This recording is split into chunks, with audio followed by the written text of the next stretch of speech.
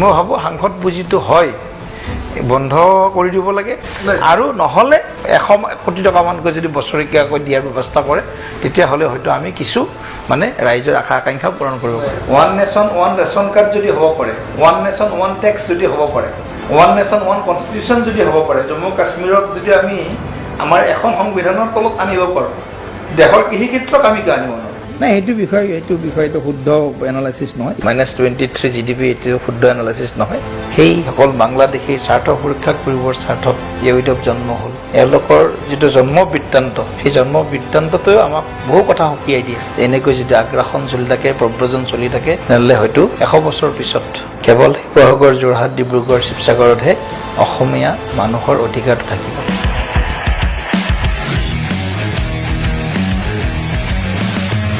নমস্কাৰ, মই আকাশ হাজৰিকা আৰু মোৰ লগত উপস্থিত হৈ আছে মঙলদৈ সমষ্টিৰ সাংসদ দিলীপ শইকীয়া ডাঙৰীয়া। ৰাষ্ট্ৰীয় সাধাৰণ সম্পাদক পদ তেওঁ পাইছে আৰু আপোনাক মই প্ৰথমতে স্বাগতম জনাইছোঁ আৰু অভিনন্দনো জনাইছোঁ, যিহেতু আমাৰ অসমবাসীৰ লোকসকলৰ বাবে খুব এটা ভাল খবৰ যে ৰাষ্ট্ৰীয় পৰ্যায়ত এনেধৰণৰ এটা স্থান আপুনি পাবলৈ সক্ষম হৈছে। এতিয়া আপোনাৰ যিহেতু লাহে লাহে দায়িত্বও বাঢ়িছে, বৰ্তমান সময় সমগ্ৰ ৰাষ্ট্ৰীয় প্ৰেক্ষাপটত দেখা পোৱা গৈছে কৃষকক লৈ যথেষ্ট হুলস্থুল হৈ আছে। আপুনিও সেই বিষয়ক লৈ সক্ৰিয়ভাৱে জড়িত হৈ আছে। বৰ্তমান অসমৰ কৃষকসকলক এই আইনৰ পৰা যথেষ্ট প্ৰভাৱান্বিত হ'ব আৰু সেই ক্ষেত্ৰত আপুনি কি ভাবে? নাই ছাৰ, গোটেই কৃষি ক্ষেত্ৰৰ সংস্কাৰ সন্দৰ্ভত যিখন বিধায়ক ৰাজ্যসভা লোকসভাত ইতিমধ্যে পাছ হ'ল আৰু আইনলৈ ৰূপান্তৰ হ'ল, এইখনক লৈ বিৰোধী কিছু ৰাজনৈতিক দলে অযথা হৈছে কৰিছে।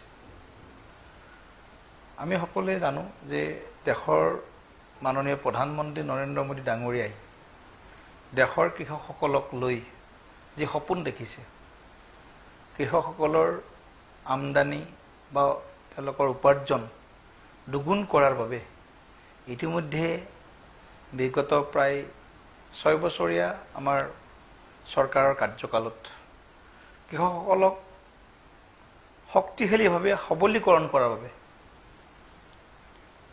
আজি আমি বিভিন্ন ধৰণে তেওঁলোকক আমি সহযোগিতা আগবঢ়াইছোঁ।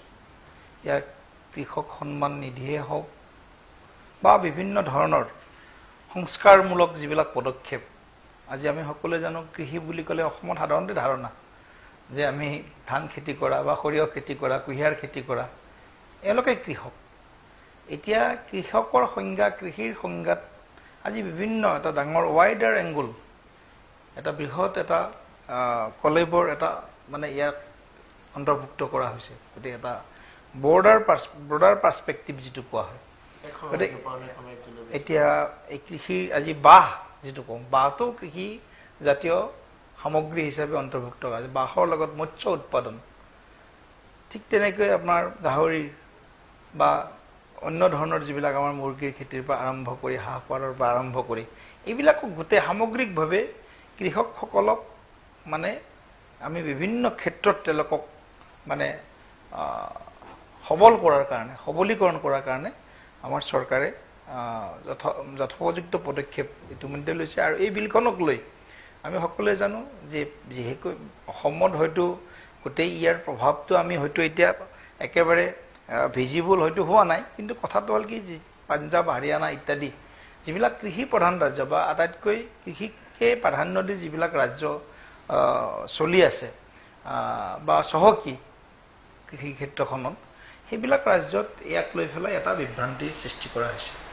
কিন্তু অসমত যিহেতু ক্ষুদ্ৰ খেতিয়ক বহুত যথেষ্ট, এতিয়া যদি আমি সেই গোটেই আইনখন যদি আমি চাওঁ, তাত দেখা পোৱা গৈছে যে ক্ষুদ্ৰ খেতিয়কসকল বেছি প্ৰভাৱ পৰিব, কাৰণ মাৰ্কেটখন যেতিয়া অপেন হৈ যাব আৰু মিনিমাম প্ৰাইচ নিৰ্ধাৰণৰ ক্ষেত্ৰতো কিছু প্ৰভাৱ পৰিব, তেতিয়া কিন্তু এই যিসকল ক্ষুদ্ৰ খেতিয়ক, আমাৰ অসমৰ ক্ষুদ্ৰ খেতিয়ক, তেওঁলোকৰ প্ৰভাৱ নপৰিবনে?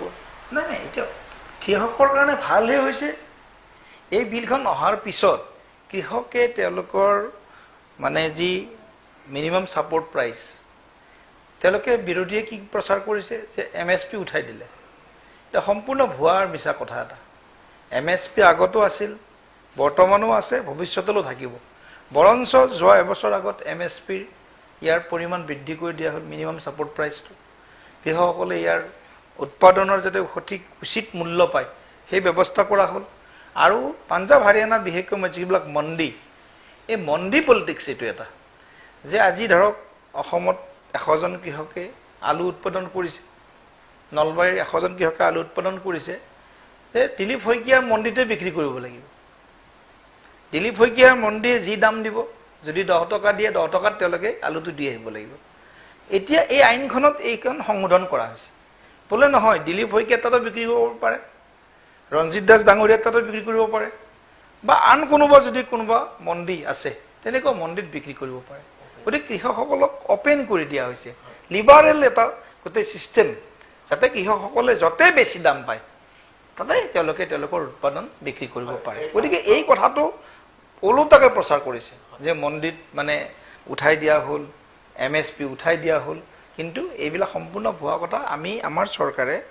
এই বিলখন সংশোধনীৰ জৰিয়তে সংস্কাৰ আনিবৰ চেষ্টা কৰিছে যিবিলাক কৃষকে বছৰ বছৰ জুৰি তেওঁলোকৰ উৎপাদনৰ সঠিক মূল্য পোৱা নাছিল আজি আমি তেওঁলোকক সঠিক মূল্য দিয়াৰ কাৰণে প্ৰয়াস কৰিছো গতিকে এই ক্ষেত্ৰত মই কথা কৈছো যে বিভ্ৰান্তি আৰু অপপ্ৰচাৰ এটি যি বিৰোধী ৰাজনৈতিক দলে কৰিব বিচাৰিছে নিশ্চিতভাৱে তেওঁলোকৰ এটো কেৱল ৰাজনৈতিক মানে লাভালাভৰ অংক কৃষকৰ ইমান বছৰে কৃষকৰ কেৱল স্লোগান দিয়া আমি দেখি জানো জয় জোৱান জয় কিষাণ নাৰা দিছিল সেই সময়তে কিন্তু কৃষকৰ অৱস্থা আজি কিছু বছৰ আগলৈকে কি আমি নিজে দেখিব পাৰো কৃষকৰ ঘৰৰ ল'ৰা ছোৱালীয়ে ভাল শিক্ষা দীক্ষা পাবলৈ আনকি ভাল শিক্ষানুষ্ঠান নামভৰ্তি কৰিবলৈ তেওঁলোকে সুযোগ নাপায় কিন্তু আজি কৃষকৰ ল'ৰা ছোৱালীয়ে যিকোনো আজি উচ্চ শিক্ষাই হওক বা প্ৰাথমিক মাধ্যমিক শিক্ষাই হওক আজি সেই শিক্ষা পোৱাৰ কাৰণে যদি কোনোবা চৰকাৰে সহায় কৰিছে কৃষকৰ পৰিয়ালক কৃষকক তেলে ভাৰতীয় জনতা পাৰ্টিৰ নেতৃত্বত চৰকাৰে সহায় কৰিছে গতিকে কৃষক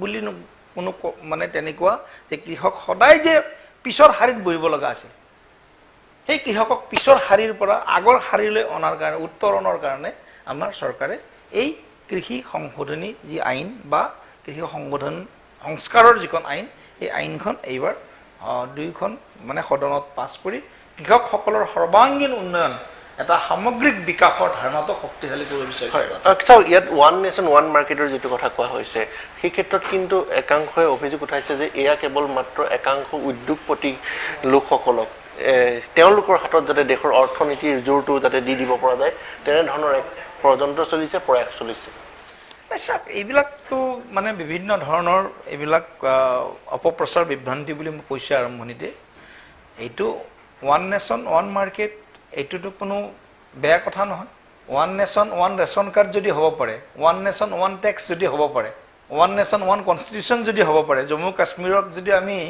আমাৰ এখন সংবিধানৰ তলত আনিব পাৰো দেশৰ কৃষি ক্ষেত্ৰক আমি কিয় আনিব নোৱাৰো আনঅৰ্গেনাইজ লেবাৰ যি আমাৰ লেবাৰ লজ আমাৰ এই কিছুদিন আগত আমি পাছ কৰিলো সংশোধনী হ'ল 44খন আইন ওৰ মানে কনষ্ট্ৰাকশ্যন সেক্টৰত কাম কৰা লেবাৰখিনিৰ কাৰণে বেলেগ পৰ্যটন টুৰিজমৰ কাম কৰাৰ কাৰণে বেলেগ বিভিন্ন উদ্যোগত কাম কৰা কৃষি ক্ষেত্ৰত কাম কৰাখিনিৰ কাৰণে বেলেগ সকলোৰ কাৰণে বেলেগ বেলেগ আইন কোনো তেওঁলোকৰ নিশ্চয়তা নাই এটা এমপ্লয়াৰে তেওঁলোকক এখন এমপ্লয়মেণ্ট বা তেওঁলোকৰ নিযুক্তি পত্ৰখনো দিয়াৰ পৰা তেওঁলোক বিৰত থাকে গতিকে এনেধৰণে আমি গোটেই ভাৰতবৰ্ষত কৃষকসকলক যাতে আমি উচিত এখন আমি মাৰ্কেট এখন বজাৰ যাতে দিব পাৰো যি বজাৰৰ জৰিয়তে কৃষকে তেওঁলোকৰ উৎপাদনৰ উচিত মূল্য পায় তাৰ কাৰণে এই এখন সংস্কাৰমূলক সংশোধন এই কৃষি বিধেয়কৰ জৰিয়তে আমি আনিবলৈ প্ৰয়াস কৰিছো আৰু মই দেখিছো বিৰোধী ৰাজনৈতিক দলৰ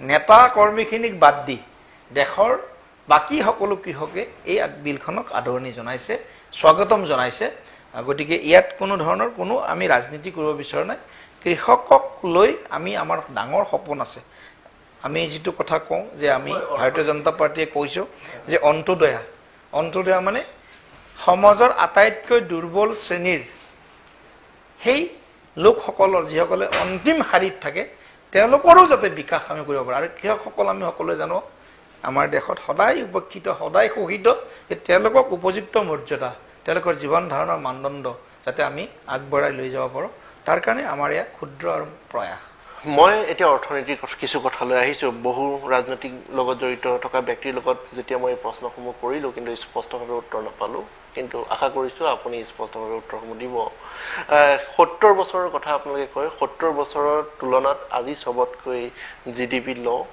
যে আজি সবতকৈ অৰ্থনৈতিক অৱস্থা বেয়া আজি নিবনুৱা সমস্যা বেছি আজি যিসমূহ আঁচনি উন্নয়নমূলক আঁচনি ধৰাৰ ক্ষেত্ৰত যেনে ধৰণৰ সেই শেষৰজন ব্যক্তিলৈকে যিসকলে পাব লাগিছিলে সেই ক্ষেত্ৰত এইখন চৰকাৰ সক্ষম হোৱা নাই আৰু কৰোনাৰ মহামাৰীৰ পিছত এতিয়া দেশত যি দ্ৰুতগতিত দৰিদ্ৰ লোকৰ সংখ্যা বৃদ্ধি পাইছে সেই সংখ্যাৰ ৰোধ কৰাৰ ক্ষেত্ৰতো এইখন চৰকাৰ সম্পূৰ্ণৰূপে ফেইলাৰ এই প্ৰশ্নসমূহৰ আপোনাৰ তাত উত্তৰ আছেনে আচ্ছা যোৱা ফেব্ৰুৱাৰী মাহৰ পৰা প্ৰায় আজি 6 মাহে হ'বৰ হ'ল সমগ্ৰ বিশ্বত কৰোনা মহামাৰীয়ে যি বিভীষিকাৰ সৃষ্টি কৰিছে তাৰ প্ৰভাৱ আমি সকলো ক্ষেত্ৰত দেখিবলৈ পাইছোঁ আৰু ভাৰতবৰ্ষই বোধহয় বিশ্বৰ ভিতৰত এনেকুৱা এটা অৰ্থনীতি য'ত হয়তো আমি আমাৰ সংস্কাৰমূলক যিবিলাক সিদ্ধান্ত আছিল সংস্কাৰমূলক যিবিলাক কাম কাজ আছিল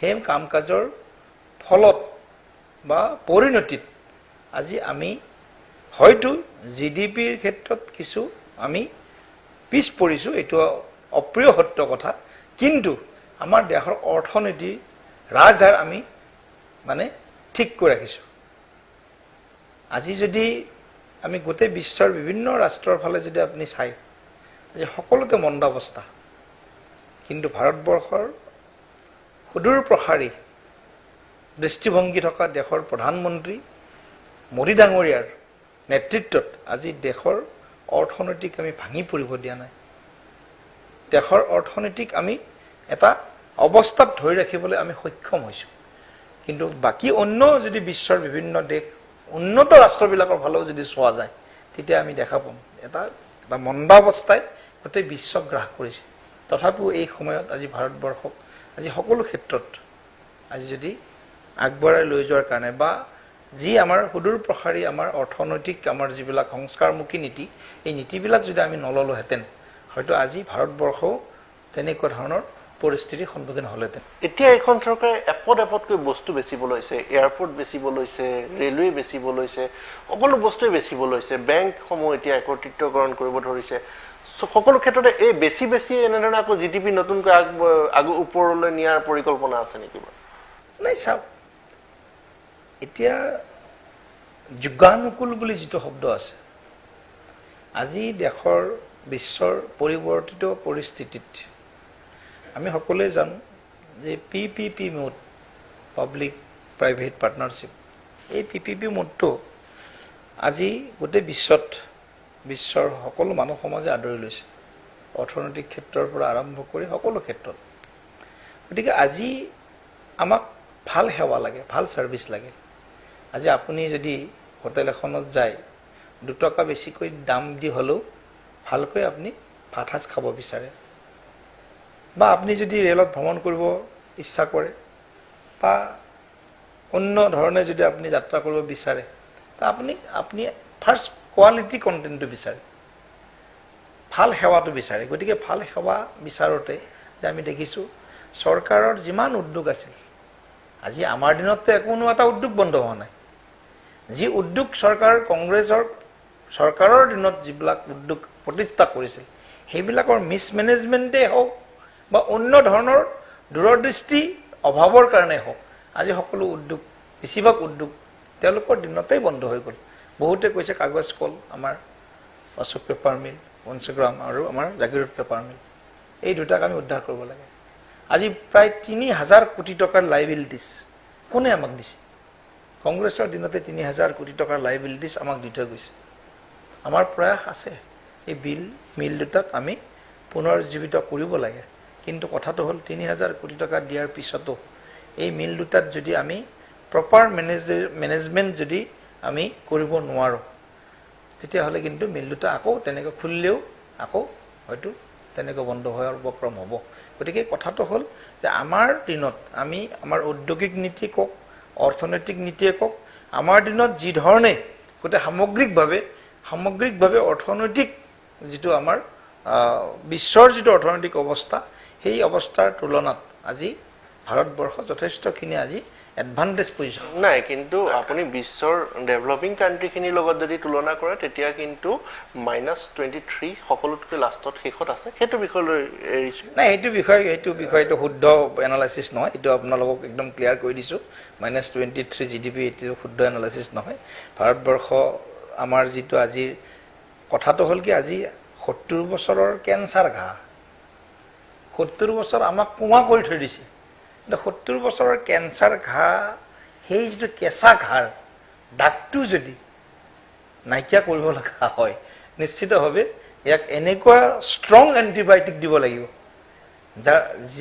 তেতিয়াহে হয়তো এই কেঞ্চাৰ ঘাঁটোৰ উপশম ঘটাব পাৰে। তাৰ কাৰণে হয়তো ডিমনিটাইজেশ্যন কৰিছে, তাৰ কাৰণে হয়তো GST কৰিব লগা হৈছে। এইবিলাক আজি ভাৰতবৰ্ষৰ অৰ্থনীতি বিধ্বস্ত হোৱা মূল কাৰণ ডাঙৰ ডাঙৰ গুণীজ্ঞানী ব্যক্তিসকলে, অৰ্থনীতিবিদসকলে কৈছে। কিন্তু এয়া কেৱল ৰাজনৈতিক মন্তব্য নহয়। কিন্তু কোৱাত আজি ভাৰতবৰ্ষৰ আটাইতকৈ মানে ইজিয়েষ্ট যিটো মানে হেৰি কথা হৈছে, মানে চিন্তা হৈছে, এইটো হৈছে মানুহে ছাজেশ্যন দিয়া, কথা কোৱা।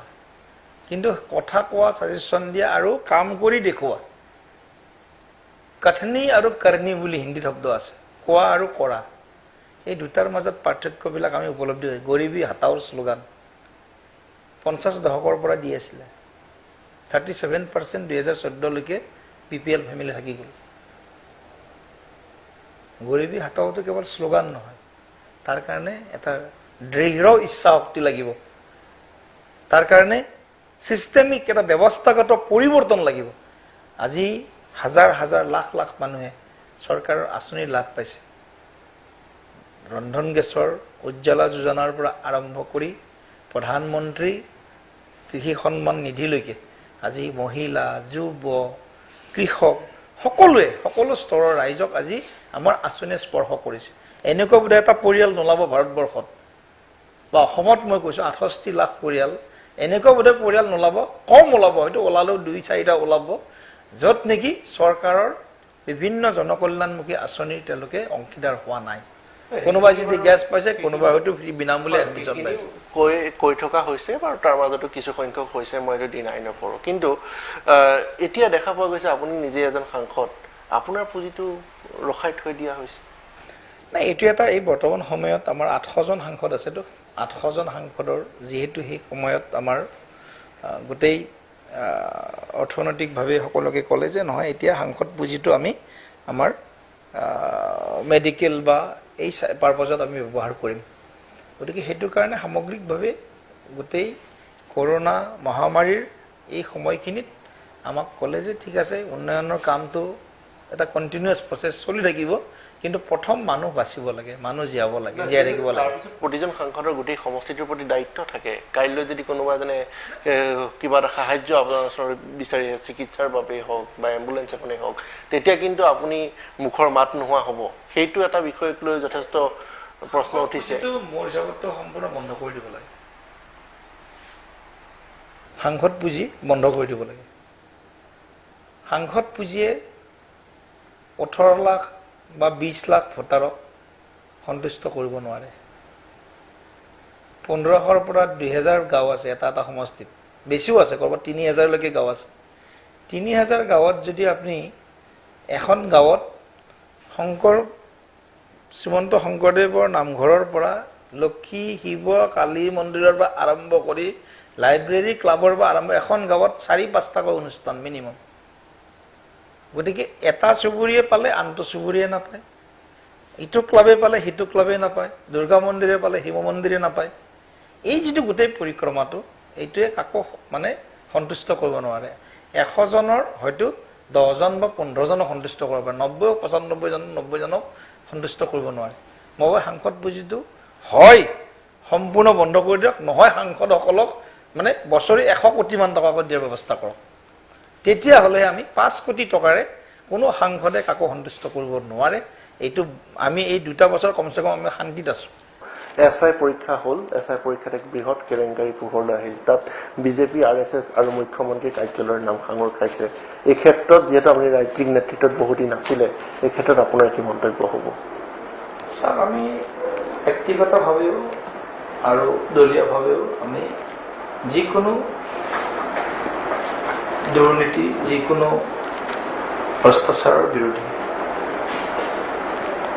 যিকোনো বিষয়ত আজি বিশেষকৈ আমাৰ যিসকল ডেকা যুৱক যুৱতী আছে, যিসকলে সংস্থাপন বিচাৰি হাকাৰ কৰিছে, সেইসকলক লৈ সেইসকলৰ সপোন যদি কোনোবাই চুৰমাৰ কৰিব বিচাৰে, মই ভাবোঁ কাকো ৰেহাই দিব নালাগে, ই যিমান ওপৰৰ নহয়। গতিকে এই ক্ষেত্ৰত এই যিটো বিশেষকৈ SI পৰীক্ষাৰ ক্ষেত্ৰত যিটো অনাকাংক্ষিত ঘটনা হ'ল, এইটো আমাৰ সকলোকে দুখ দিছে। আৰু সকলোকে আমি এটা অনুৰোধ জনাব বিচাৰিছোঁ যে 30 তাৰিখ বা 1 তাৰিখে দুৰ্গা পূজাৰ পিছতেই পৰীক্ষাটো অনুষ্ঠিত হ'ব। গতিকে এই পৰীক্ষাটো মই ভাবোঁ এইবাৰ খুব সাৱধানে এই পৰীক্ষাটো পাতিব। আৰু এক কথা ক্ৰেডিটো দিব লাগিব যে আমাৰ চৰকাৰৰ দিনত যি ধৰণে যিখিনি আমি নিযুক্তি দিছোঁ, একদম স্বচ্ছতাৰে ট্ৰান্সপাৰেণ্ট ৱেত আমি কিন্তু নিযুক্তি দিবৰ কাৰণে প্ৰয়াস কৰিছোঁ আৰু নিযুক্তি দিছোঁ। সেয়া আমি ছেক্ৰেটেৰিয়েটৰ পৰীক্ষাই হওক বা অন্য বিভিন্ন বিভাগৰ পৰীক্ষাই হওক দিয়াৰ প্ৰয়াস কৰিছোঁ। মই ভাবোঁ ইয়াত যোনে যি স্তৰৰ মানুহ জড়িত নহওক, কিন্তু RSS বা এইবিলাক কথা বিৰোধীয়ে কোৱা কথা, এইবিলাক বিপুন বৰাই কোৱা কথা, এইবিলাক কথাৰ কোনো ভেটি নাই, এইবিলাক কথাত আমি ৰিয়েকশ্যন দিব বিচৰা নাই। কিন্তু এই ঘটনাটোত যিসকল জড়িত হৈ আছে, সাঙুৰ খাই আছে, মই ভাবোঁ মুখ্যমন্ত্ৰী ডাঙৰীয়াই উচিত পদক্ষেপ লৈছে আৰু কোনো হাৰি যাব নোৱাৰিব, মই ভাবোঁ। আৰু হাৰি যোৱাটো উচিত নহয়। এটা দৃষ্টান্তমূলক এটা তদন্ত আৰু তাৰ পিছত তেওঁলোকক এটা শাস্তি প্ৰদান যদি নহয়, তেতিয়াহ'লে মই ভাবোঁ এইটো অন্যায়। যিহেতু 21 নিৰ্বাচনত আপুনি কেন্দ্ৰীয় নেতৃত্বৰ ফালৰ পৰা থাকিব, আপুনি কি ভাবে 21ত বিজেপি পুনৰবাৰ চৰকাৰ গঠন কৰিব পাৰিবনে? নিশ্চিতভাৱে ভাৰতীয় জনতা পাৰ্টীয়ে বিগত 4.5 বছৰ আমাৰ চৰকাৰে যি ধৰণে ৰাইজৰ হৈ কাম কৰিছে, ৰাইজক দিয়া প্ৰতিশ্ৰুতি অনুসৰি কাম কৰিছে, এনেকুৱা কোনো 68 লাখ পৰিয়ালৰ ভিতৰত হয়তো তেনেকুৱা কম পৰিয়াল ওলাব যিয়ে নেকি চৰকাৰী আঁচনি লাভ পোৱা নাই বা আমি দিয়া প্ৰতিশ্ৰুতি পূৰণৰ বাবে আমি চেষ্টা বা প্ৰয়াস কৰা নাই। গতিকে মই ভাবোঁ ৰাইজে এই কামসমূহৰ মূল্যায়ন কৰিব। আৰু বিজেপিৰ বিকল্প মোৰ দৃষ্টিভংগীৰে 21তটো বহুত বিকল্প মই বিজেপিৰ বিকল্প দেখিবলৈ পোৱা নাই। কাৰণ ৰাইজৰ হৈ কাম কৰা AJP নতুন দল, তেওঁলোকক কিছু অভিজ্ঞতাৰ প্ৰয়োজন হ'ব। তেওঁলোকৰ আগতে তেওঁলোকৰ চিন্তাখিনি অসমৰ ৰাইজে বুজি উঠক আৰু ৰাজনীতি বহুত ইয়াত সকলোৱে জানে যে মুখেৰে কথা কোৱা বা প্ৰেছ মিট কৰিলে ৰাজনীতি নহ'ব। ইয়াৰ কাৰণে বহুত পৰিকল্পনা লাগিব, ইয়াৰ কাৰণে অভিজ্ঞতা লাগিব। আমি আগত দেখিছোঁ নহয়, NAJPৰ পৰা আৰম্ভ কৰি এই AJPটো আগতো আছিলে বুলি শুনিছোঁ। 91 চনতে বোলে কিমানটা 6টা সমষ্টিত AJPয়ে প্ৰাৰ্থী দিছিল। গতিকে আমি আশা কৰিছোঁ এওঁলোকক কিছু অভিজ্ঞতাৰ প্ৰয়োজন হ'ব। আৰু ঠিক আছে, তেওঁলোকে নতুন দল খুলিছে, আমি শুভেচ্ছা দিছোঁ। কিন্তু এটা কথা আমি স্পষ্ট কৰিব বিচাৰিছোঁ যে AJPয়ে হওক বা কংগ্ৰেছ UDFৰে মহামিত্ৰজোঁটেই হওক, এওঁলোকৰ মহামিত্ৰজোঁটে অসমৰ খিলঞ্জীয়া মানুহৰ যিটো সত্তা, সেই সত্তাটো যাতে ধ্বংস হৈ নাযায়, অসমত অসমীয়া মানুহৰ যাতে প্ৰভুত্ব সদায় থাকে, সেই কথাটো যাতে সকলোৱে এই কথাটোক গুৰুত্ব দিয়ে। কাৰণ এওঁলোকৰ যিটো লক্ষ্য UDF দলৰ, আৰু কংগ্ৰেছে সহযোগ কৰিব। কংগ্ৰেছটো ক্ষমতাৰ কাৰণে কেৱল, তেওঁলোকৰ বেলেগ আৰু ইয়াত লক্ষ্য নাই। কিন্তু মই UDF দলৰ যিটো তেওঁলোকৰ হিডেন এজেণ্ডা বা বাংলাদেশী মুছলিম লবিৰ যিটো তেওঁলোকৰ মূল তেওঁলোকৰ অবজেক্টিভ টাৰ্গেট গ'ল, সেইটো হৈছে ভাৰতবৰ্ষৰ মানচিত্ৰৰ পৰা উত্তৰ পূৰ্বাঞ্চল অসমক কাট কৰা বা ইয়াত কাট কৰাৰ কাৰণে অলপ সময় যদি তেওঁলোকে লৈছে, তাৰ আগত যাতে ইয়াত কোনো তেনেকুৱা বাংলাদেশী লবিৰ পৃষ্ঠপোষক কোনো যাতে ইয়াত অসমত শাসনৰ বাগজুৰি ল'ব নোৱাৰে, এই কথাটো অসমৰ প্ৰতিজন মানুহে কিন্তু খুব মানে ভিতৰলৈ গৈ অনুধাৱন কৰাৰ কিন্তু এটা উচিত সময় বা প্ৰাসংগিক সময় আমাৰ হাতলৈ আহিছে। এই কথাটোতে মই একমত হৈ পেলাই আপোনাক কওঁ যে বৰ্তমান সময়ত দেখিছোঁ যে 1 কোটি পূৰ্ববংগীয় মুছলমান মানে মিয়া, সেই মিয়া একত্ৰিত হৈছে বুলি একাংশ সংবাদ মাধ্যম বা ওলাই আছে। সেই একেধৰণে কিছুদিন পূৰ্বে এখন ফটো ভাইৰেল হ'ল যে নৰেন্দ্ৰজ্যোতি গগৈও টুপি লগাই সভাত অংশগ্ৰহণ কৰিছে। কেৱল মাত্ৰ বিজেপিক বিৰোধিতা কৰিবৰ বাবে বাংলাদেশী মুছলমানৰ শৰণাপন্ন হোৱাটো উপায় তেওঁলোকে বিচাৰি পাইছে নেকি? চাওক, এই লুঙি টুপিৰ ৰাজনীতি বিজেপিয়ে নকৰোঁ, আমি কৰাও নাই। যেনেকৈ সূতা কম্বলৰ ৰাজনীতি কংগ্ৰেছে কৰিছিল, আমি কৰা নাই। আমিতো মাছ এসাঁজ খোৱাৰ চিন্তা কৰা নাই। আমি মাছ মাৰি কেনেকৈ গোটেই জীৱনত মাছ খাই থাকিব পাৰে তাৰ চিন্তা কৰিছোঁ। এটা কথা স্বাভাৱিকতে ৰাজনৈতিকভাৱে পৰিপক্ক তেওঁলোক কিন্তু খুব, যিসকল ধৰ্মীয় সংখ্যালঘু বা বাংলাদেশী মূলৰ যিসকল লোক অসমত থিতাপি ল'লে 10 বছৰ পূৰ্বে বা শতক পূৰ্বে হ'ব পাৰে কিছুমান।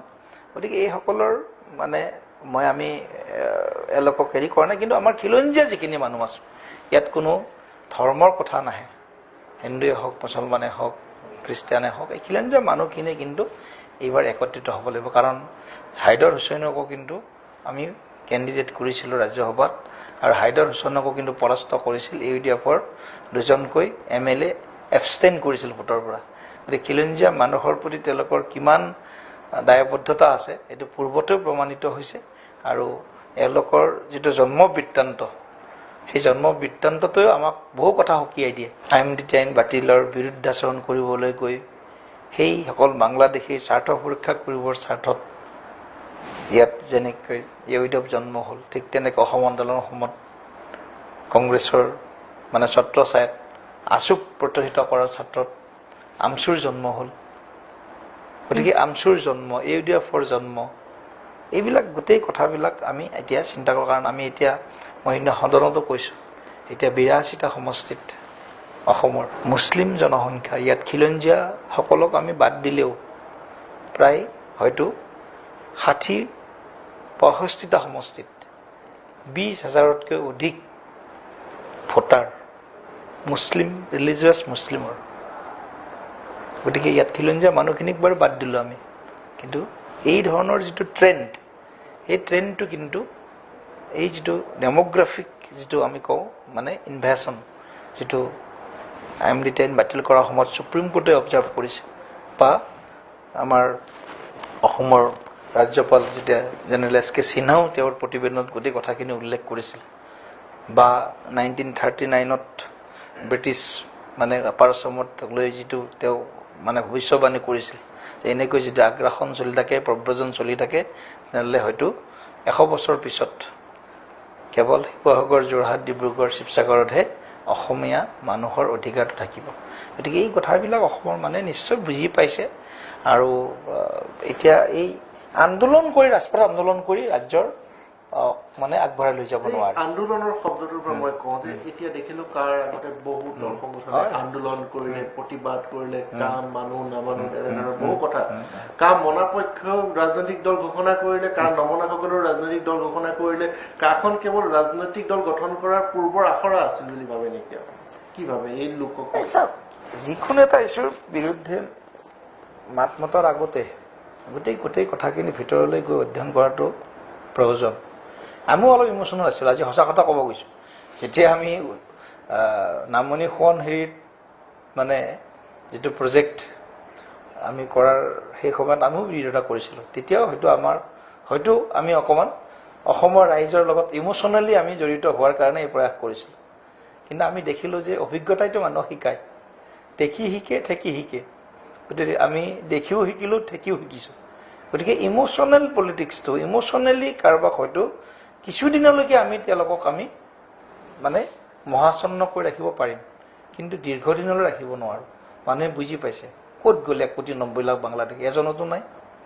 আৰু যিটো কথা স্পষ্টভাৱে কোৱা হৈছিল 2014 চনৰ 31 ডিচেম্বৰৰ পূৰ্বে যিসকল আহিছিল, তেওঁলোকে যদি উচিতভাৱে এটা প্ৰচেছৰ মাজেদি আবেদন কৰে, গোটেই কথাটো হোম মিনিষ্ট্ৰীয়ে চালি জাৰি চোৱাৰ পিছত তেওঁলোকৰ যদি গোটেই কথাখিনি নীতিৰ ভিতৰত পৰে তেতিয়া তেওঁলোকক আমি নাগৰিকত্ব দিয়াৰ চিন্তা কৰিব পাৰোঁ।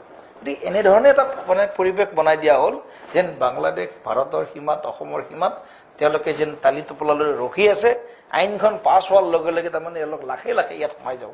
গতিকে এইবিলাক ধাৰণা মিছা, এই গোটেই কথাবিলাক যে মিছা, এই কথাবিলাক এতিয়া অসমৰ ৰাইজে বুজি পালে। সেইকাৰণে আজি হয়তো আন্দোলন যিসকল কৰিছিল সেই সময়ৰ আজি তেওঁলোকে হয়তো বহুতে গোটেই কথাখিনি উপলব্ধি কৰিবলৈ সক্ষম হৈছে। আৰু মই ভাবোঁ ইমোশ্যনেলি এটা জাতিক বহুদিনলৈকে আমি স্থায়িত্বৰে আমি জীয়াই ৰাখিব নোৱাৰোঁ। মই কথাটো এইটোৱে। নতুনকৈ গঠন মানে আৰম্ভ কৰা বা ৰাজনৈতিক দল নতুন নেতাসকলক লৈ কি ভাবে? সকলোকে শুভেচ্ছা আছে সকলোৰে প্ৰতি। আৰু কথাটো হ'ল কি, ৰাজনীতিত অলপ কিন্তু ধৈৰ্য লাগিব, সংযম লাগিব। এতিয়া 85 চন নহয়, আৰু 85 নহয়, এতিয়া 2021 মাজত 35 বছৰ কাল অসমৰ মানুহে দেখি ঠেকি বহুত শিকিলে, বহুত বুজিলে। গতিকে অসমীয়া মানুহ ৰাজনৈতিকভাৱে পৰিপক্ক হ'ল। গতিকে অসমীয়া মানুহে ৰাজনৈতিক পৰিপক্কতাৰ পৰিচয় 2021 আকৌ এবাৰ দিব, এয়া আমাৰ বিশ্বাস। এয়া আছিলে সাংসদ, যুৱনেতা আৰু ৰাষ্ট্ৰীয় নেতৃত্ব এতিয়া যিহেতু তেখেতে সম্পাদক হিচাপে পাইছে, আৰু তেওঁক আমি পুনৰবাৰ ধন্যবাদ জনালোঁ। আৰু ভৱিষ্যতৰ কাম কাজসমূহ খুব সুন্দৰভাৱে আগুৱাই লৈ যাওক তাৰ বাবেও আমি আশা ৰাখিলোঁ। আৰু বিশেষকৈ এক গৌৰৱৰ কথা আমাৰ অসমীয়া লোকসকলৰ বাবে যে ৰাষ্ট্ৰীয় এক দলত ৰাষ্ট্ৰীয় পৰ্যায়ত এনেধৰণৰ নেতৃত্ব পোৱাটো আমাৰ গোটেই অসমীয়া লোকসকলৰ বাবে খুব ভাল কথা। আৰু তেওঁ আমি আশা কৰোঁ এইদৰে তেওঁ খুব ভালদৰে অসমৰ বাবে কাম কৰি যাওক। ধন্যবাদ।